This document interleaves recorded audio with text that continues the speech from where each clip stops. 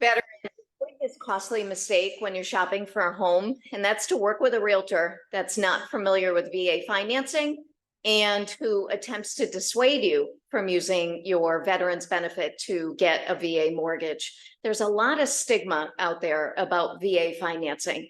VA is similar to FHA as far as safety concerns with the house, issues like that with the house. However, when it comes to financing for a veteran, it's in the veteran's best benefit to get VA financing. Number one, there's no monthly PMI, what's known as mortgage insurance. I've seen realtors say to veterans, hey, why don't you look at an FHA mortgage? You shouldn't be looking at VA. That is ridiculous. And nothing against FHA mortgages. FHA mortgages are wonderful for the right person. The thing with FHA is if you're not putting 10% or more down, the PMI, the monthly PMI, lasts the lifetime of the mortgage. So when I hear that, that just fires me up. The other thing is the misconception that it's going to be a long process for a veteran. If you're working with the right lender, especially a lender that can do what's known as upfront underwriting, you've got the ability to say to someone, hey, everything's been looked at. Other than the appraisal and the title on the property, as long as there's no delay on the appraisal, I can close in 15 days. Does that get your attention, Mr. Seller? The other thing with VA is that VA is one of the only products where if the value is not going to come in, the appraiser is required to reach out to the lender and say, hey, we have what's known as tidewater. Can't get the value to work. Lender, you've got X amount of days to reach out to the realtor parties and let them know that we've got a potential value issue.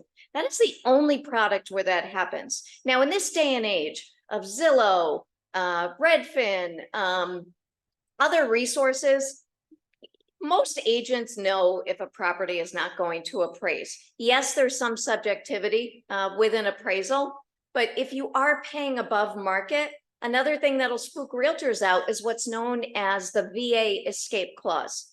So it's similar to FHA's amendatory clause. So the VA escape clause says, hey, if the value's less, then the veteran can back out and get their money back. But if you keep reading, it states if the veteran wants to make up the difference, they can still buy the property. So that's something that your lender can discuss with you, like, hey, what are the strategies for us if the appraisal is going to come in lower? Recently, we had a VA offer accepted where the veteran is putting down such a huge chunk of money. And I had said to the agent, hey, this property could appraise for about $160,000 less and they're still okay. So you go tell that co-broke to not take that conventional buyer's offer. And luckily, and I was able to reach out to the listing agent, the sellers are veterans, and they realized that, hey, taking this offer was a win-win. The other benefit for you as a veteran is that VA loans look at what's known as residual income. So for instance, in lending, we look at what's known as a debt to income ratio. We're going to take your monthly bills that show on your credit. We're going to add those monthly bills to your mortgage payment and divide those by your gross income. VA takes it one step further. So for instance, with this particular veteran, we're sitting on a debt to income ratio that's around 60%. Now that might scare some folks, but this veteran meets the residual income requirement. And with VA residual income, it's rather conservative because you're looking at the monthly expenses. You're also looking at childcare expenses. You're looking at utility costs and costs for family size, depending on what region of the country that you're in. Also, as a lender that will do things that are common sense, I know that this veteran's spouse, once they get relocated, will be looking for a job.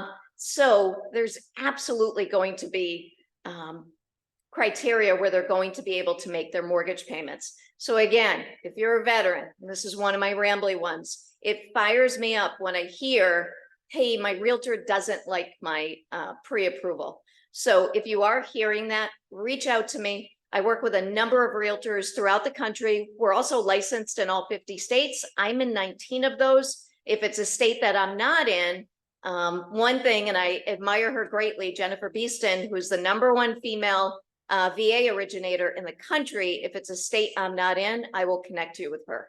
But Jennifer, I would like their business if it's one of my states. Just teasing.